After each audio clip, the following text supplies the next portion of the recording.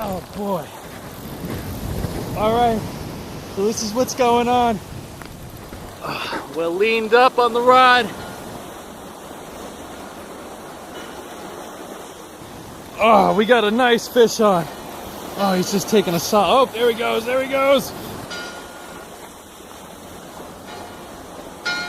Oh, baby, we're just leaned on this rod. I'm sitting in the sand. I hope you can see me. I gotta fight this fish.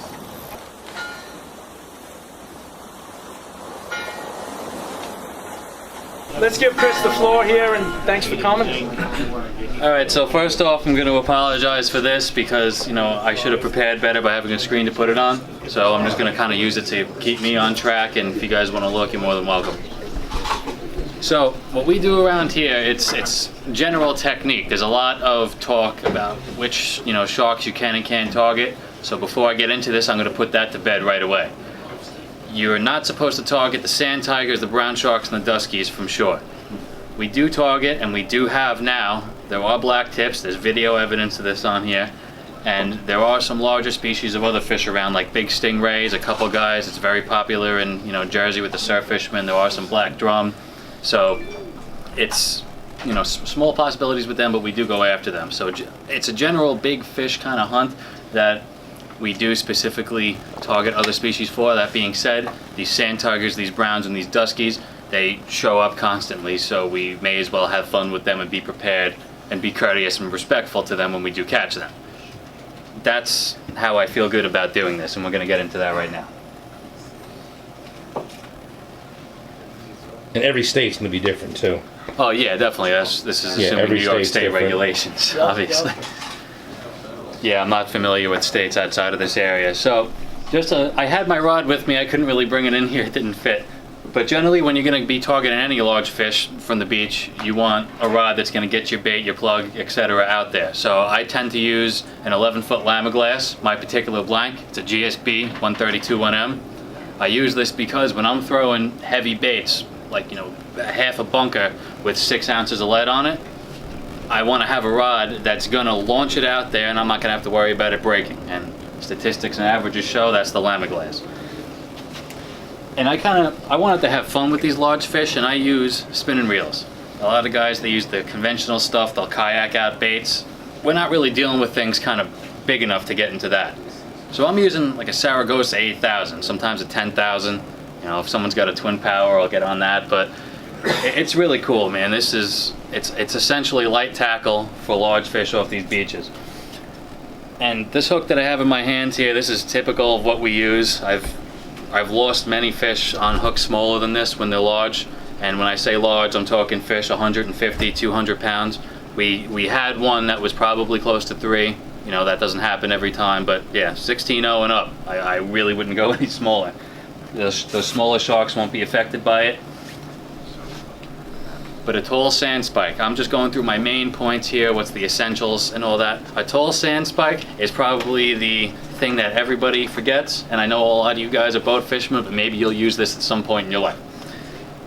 You want that rod to be up above the line of the waves, you know, wherever the waves are going to break. That's typically not too far from the shore. It's your last sandbar, and it's going to come up in the highest point. Especially if you have weed around, you want that line to be taut and up, and it's going to hit the water as far back as you can get it. I see many guys, they get frustrated and don't catch fish because their line is, you know, it's getting slacked, it's bowing into the water. They're not paying attention. They're just sticking the thing in the sand and having the rod sit in any sort of way and not calculating it at all. It's a scientific thing. I'm making it sound so much more involved, but it really is. It's something you have to pay attention to. Forgive me for that. You know, like when I'm getting on the beach, I'm finding my spot. Again, we'll get into that. But for right now, let's say I got a hump in the sand here. Okay, I want to get on top of that, and that's where I'm going to put my spike. So my rod, when it's sitting up, I don't have to worry about it. Any possible scenario, I want to try to get rid of. Backtrack. I want to get rid of any possibility for failure. So that's one of the big things that is not important. It seems not important. And bunker oil. Essentials to bring with you. You don't need it to catch these sharks off the beach, but if you want to have a good time and you want to see like a spectacle of tails thrashing in the water and them attacking baits, That stuff is, you know, that's key. A certain guy that is very heavy into shark fishing turned me on to doing this. What we do when we take this oil, we put two little pinholes in it. It's about it. And there's a certain way we rig them up, where we throw them in the surf and throw the bottle of oil in there. Yeah. Okay. But not obviously by itself. The plastic is not floating away. I have it rigged to like a deep drop weight. And then from there I have it, you know, just electrical tape around the bottle, and I tie it up with some mono and clip it onto that. I only throw it like 5 or 6 feet out so I can still see it. You know, if it's at night, obviously I'll walk up to it, but when the sun comes up early in the morning, we'll see it there. And that thing is going to creates a constant slick. The first couple times I did it, this whole beach smelled like bunker oil. I was not prepared for that. It was really, probably the best thing I ever stumbled upon doing this. And it's such a simple thing, but you never think of it. So that thing is chugging for hours with those 2 little holes. The water's going in and out of it. You could physically see a little bit of it in front of you, and then you just, I'm telling you, you could walk down the whole beach and you're still going to smell it. But these sharks, they react, and they react so much differently. Whether it be the black tips, the sand tigers, the browns, I'm sure if other larger species that are around came up into it, they would do the same thing. Every time we've gotten a bite before using the oil, I've never seen the sharks. I've never seen any evidence of them before they even take the bite. You know, the rod just bends and they're off. But these fish, they'll come up into the shallow water when you have that oil on there, and if you deploy a bait, you know, close enough, because you gotta understand, these fish, they're gonna get right up on that beach trough, you know, where the waves make that mark. They can ride that wall across, you know, a couple feet into the water. They'll, especially the sand tigers, they'll physically put their head down when they take the bait, and you'll see their tail. It's pretty cool. Not like a thresher or anything like that, but I've never seen it without the oil. That's You're deploying this oil 5-10 feet off the beach on a line that doesn't allow it to go further, and right. You're anchoring it with a heavier weight. Yeah, so you want this on the outgoing tide? Yeah, well that's at a later point in my tide about the. No, it's a good question. I just wanted to get on track, but I'll mention that now. So Matt did bring up a good point. I should have got farther into how I deploy this bottle. So basically what we do is, I have a deep drop weight, I said that, we rig it up with monofilament to the weight, and then from that device that we create, we have just, you know, a simple piece of rope, string, what have you, and all the way up to a sand spike that we stick in the ground. So at the end of the night, we just roll it up on the spike, my bottle comes up, we throw it in the truck and we get out of there. So there's no garbage, you know, nothing's in danger. It's a pretty clean way of fishing. Also with the undertow, right? The people drown. It's the undertow, right? Mm-hmm. That's also pulling that out too. You know, you figure. Well, that's what's creating that effect of, you know. Cause that Have chum you seen slick. the slick on the water? Like, how far does that slick get out? That you obviously when you're sharking, you can see it. Mm-hmm. So you go retrieve it, falling out there. You swim. No, I'm saying, do you see the slick getting out there, or does it generally? In the immediate surf, you can definitely see it in front of you. You know, like I said, it's generally the bunker oil doesn't have much. You'd see the sheen, sure. It's not going out very far, but the idea of it's so concentrated, it spreads throughout the water, you know, and you're getting that in the immediate surf line, like right behind the beach trough and where it hits the beach, you're getting it rolling around, it's spreading it. I guess it's the scent of it, the way the sharks pick it up, that they hone in on it, rather than that it spreads out. You're kind of bringing the ones that are in your immediate area closer to you. Okay. But Do you ever try it during the day? yes.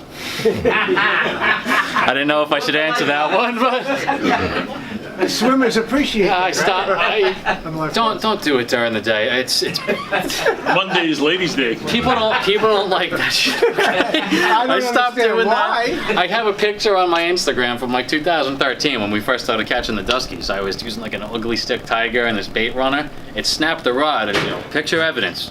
It snapped the rod and we still caught the thing. But that was probably one of the last times I went for them during the day, because the people didn't really like it. And I was a younger kid, I didn't really care, but we kind of stopped. And then a couple of years later, when we really got into the sand tigers, when they started showing up to us, because, you know, that was really like a Jersey thing until it got very, very heavy over here. I know guys have been doing it forever, but at least on the open surf, the big guys. Anyway, getting off track. We started to catch them during the day again, figured let it go for a few years. Now we're on like Robert Moses, nobody around. They still don't like it during the day. It cuts down on the swimming though, doesn't it? Yeah, that's the thing. They're not very happy when you hook into something that big and then you catch it. It's What just, time of the year are you going for these? yeah, so let's just skip right to that slide because all these questions are definitely common.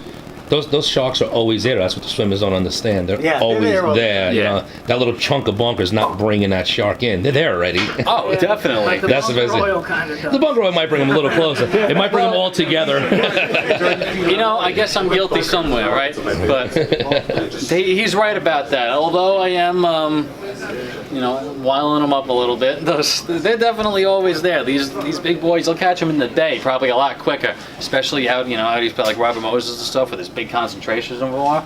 In the bays in there, in the shallow water, those big girls are in there for sure. And So time of year, time of day. So yeah, right here. Well, let's get into that. So they become real active, I would say, early June through September. We've had them later than that. We've had them earlier, but if I'm going to tell you to get out there and do that time span is probably when you could see them. And these fish seem to, and this is just by my logs and experiences with guys that I've went with, tide changes, as with most fishing situations, is the time to go after them. But you really want to be set up, baits ready to fire, like kind of like an hour after that tide. If you get them feeding, totally different. Throw everything out the window. You're going to keep them there, obviously. But that first couple hours of the tide, that first hour it rolls over, and then the next 2 or so is really when it seemed to be these bites come in. And then it kind of dies off, and then when the tide slows up again, so again it starts. From that beginning of the tide into that first 3-4 hours. Now, granted I said it just a minute ago, but it is important. If you get them feeding and you can keep them there, like we'll pre-cut chunks for these things just to kind of have something real to throw in the water too, besides the oil. And once you see one, if you get one to throw its tail up, the rest of them are there. You keep them going, much like when you guys go out canyon fishing, you want to keep them under the boat. I want to keep them in front of me on the beach. So it's shark fishing isn't everybody. I'm sure everybody in this room did it. I'm not telling any secrets here. You're applying it to a shallow water situation. But what I do want to talk about is wire. If you're going to use the wire line, be prepared to catch less fish. I'm just being quite honest, because I didn't think this until a couple years ago. There is a large difference between using monofilament, like the rigs we have here. I'm going to grab one real fast.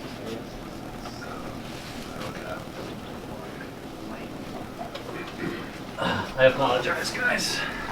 It's okay, just stay out of Long Beach. Yeah, right. So you fish from the beach because you get seasick, right? Oh, no. Just talking to Paul. So these are the rigs I use. Joey actually helped. I wouldn't say we created these. Some kid brought them to us, and it's probably not an original idea, but we kind of just made our own touches to it. What is that, 200? 400. Into that. So this is 400 pound, the bite line down here, and then this important part. You can just call it a leader, shock line, whatever. This is 200 or 250. This one might be. This is where I lose the most fish. This top portion. Because their skin is so deadly, and you say it's common knowledge now. Me being a young dumb kid for quite a few years, it took me a while of scratching my. You're still young and dumb, but that's besides the point. Smarter, but yeah. But yeah, man. Any reason you don't go to 400 on the top part also? I don't know. I If guess you're losing fish on the 200. No, not anymore. I'm saying before. Is that a bead on there? Yeah. So this is a bead. I'll get into that. The reason why we put the 200 on here is because when I was just using the heavy bite line, I was breaking off my main line on their skin. So then we started applying a longer leader onto the rig. I didn't come off clear on that. I'm sorry. You got about 8 feet of leader?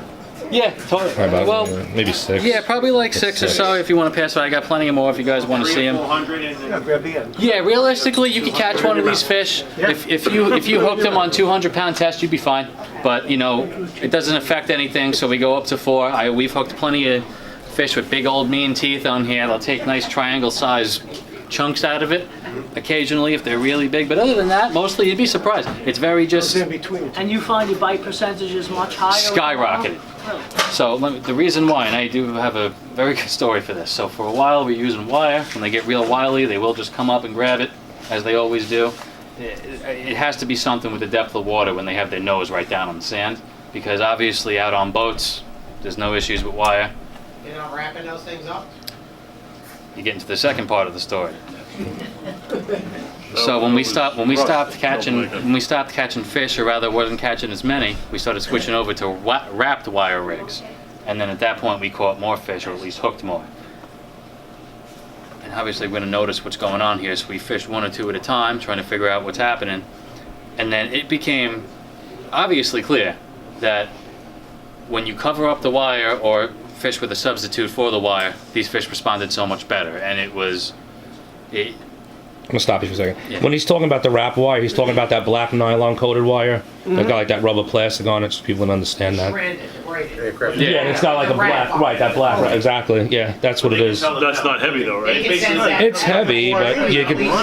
Yeah, exactly. It's kind of like. Is it more expensive? They say that if you have 8 aluminum foil, you get that zap. They're saying like that's what the shark's the same thing though. They can sense that. I'll buy it. I got him, Matt, totally. Yeah, so what Joey was talking about, yes, so those wrapped rigs, they're wire with, I guess it's some sort of like electrical type feeling material, or maybe, something to that effect. Like but basically it's covering the wire. These fish, they work off of like electricity in their nose and their And does lateral that lines. covering, does the wrapped wire take away the electrical? That's what they say. Yeah. So it's not going to totally cancel that, I guess, if you get really scientific with it, but results say that they're not picking it up as well without it, because let's say we hooked one fish and other nights no fish, we're hooking or at least getting picked up by most fish that are passing our bait. So we're hooking 3 or 4. Now with the oil, we're going 5 or 6 if it's a good night. Obviously there's nights where you don't catch any fish, that's just the game.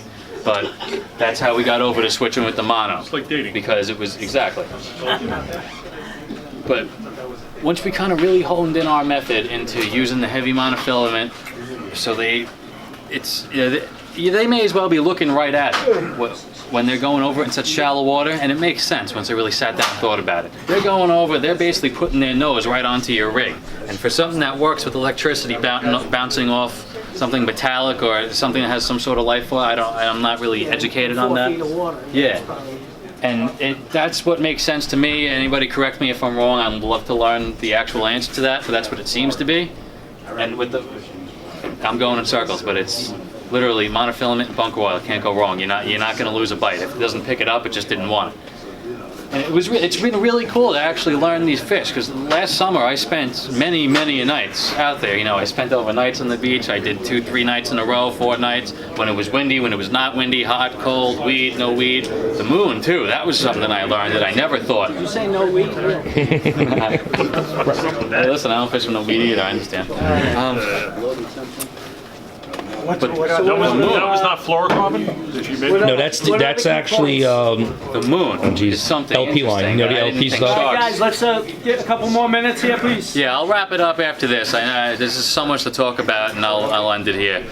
Then give us questions. Yeah, definitely. I know I tend to chew people's ears off, so I apologize. Good info. But the moon, I never thought sharks were dependent on that. I guess I never went after them on the beach at night.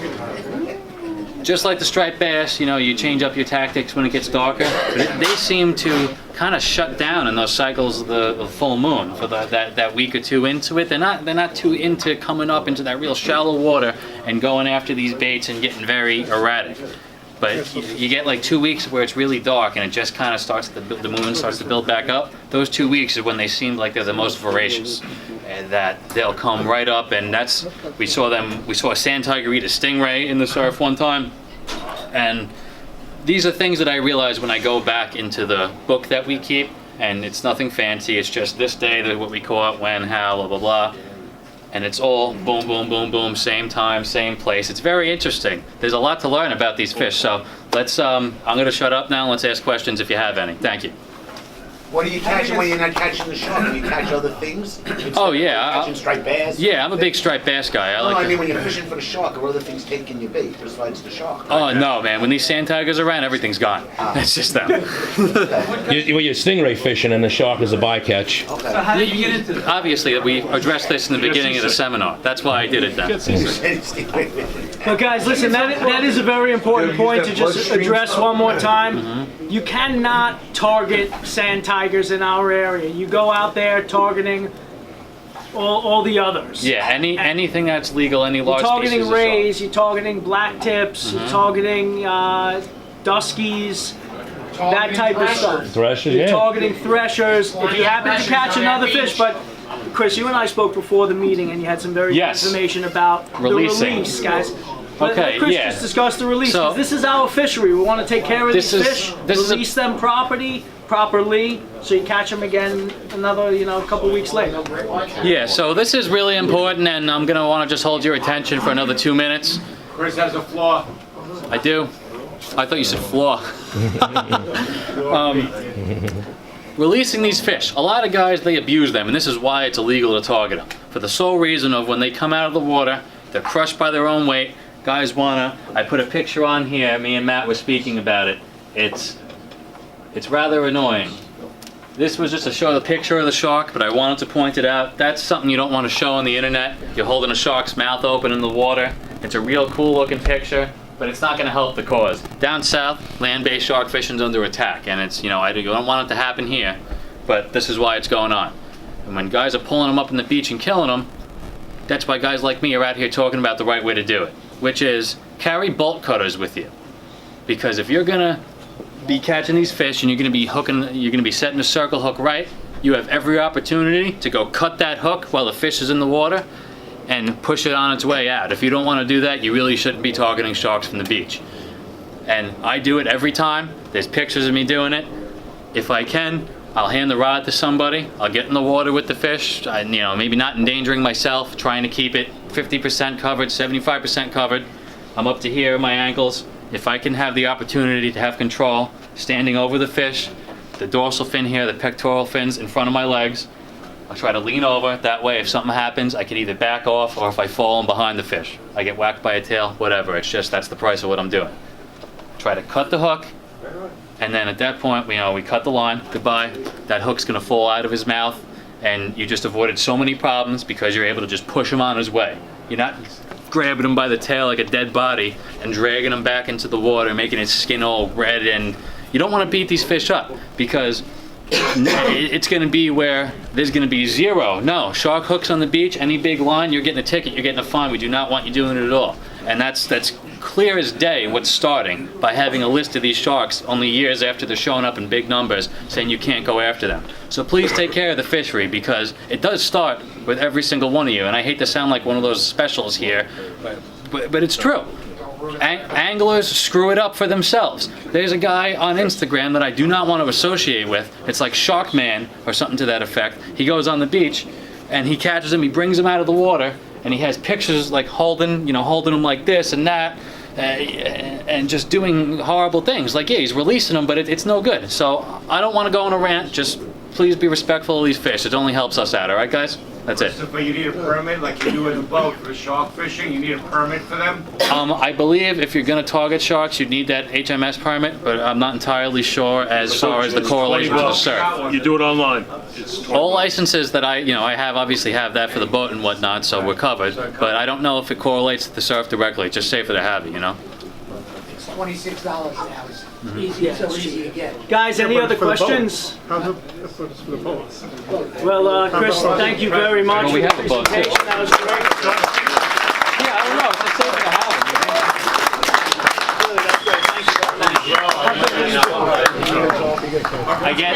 I get off topic sometimes. I get into the stories, so forgive me for that. You want to start at the beginning and do it again? That was really good. Appreciate that. Yeah, so listen, if this... Hope everybody enjoyed that presentation, guys.